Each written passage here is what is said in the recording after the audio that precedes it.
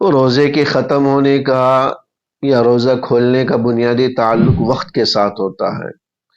لہذا ہر آدمی اس بات کا اہتمام کرے کہ کسی مستند ادارے کا سحر اور افطار کے اوقات کا کیلنڈر اپنے پاس ضرور رکھ لیں،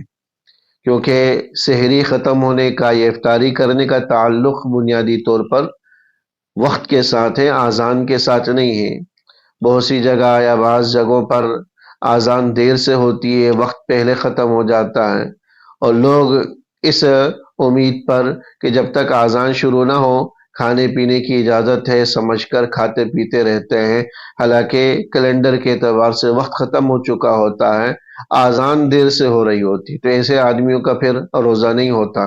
اس لیے اوقات سحر اور افطار کے مستند کیلنڈر ہر آدمی کو چاہیے کہ اپنے پاس رکھے، اور ان میں جو اوقات لکھے ہوئے ہیں ان میں سے 1-2 منٹ پہلے ہی اپنے روزے کو بند کر دے، اذان کا انتظار نہ کرے، اذان کا انتظار نہ کرے، کیونکہ یہ ہو سکتا ہے کہ اذان وقت کے ختم ہونے کے کافی دیر بعد ہو اور ہم وقت کے ختم ہونے کے بعد کھاتے پیتے رہیں اور ہمارا روزہ خراب ہو جائے، روزہ فاسد ہو جائے۔ اس لیے مستند اوقات سحر و افطار کے کیلنڈر اپنے پاس ضرور کر لینے چاہیے۔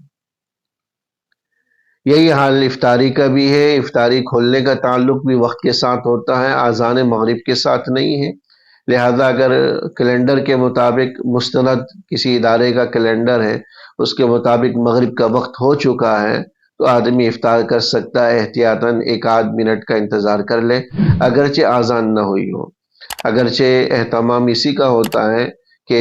مغرب ہوتے ساتھ ہی اذان ہو جائے، سحری کا وقت ختم ہوتے ساتھ ہی اذان ہو جائے، لیکن اگر کہیں تاخیر سے اذان ہو رہی ہے، وقت پہلے ہی کھل رہا ہے افطاری کا،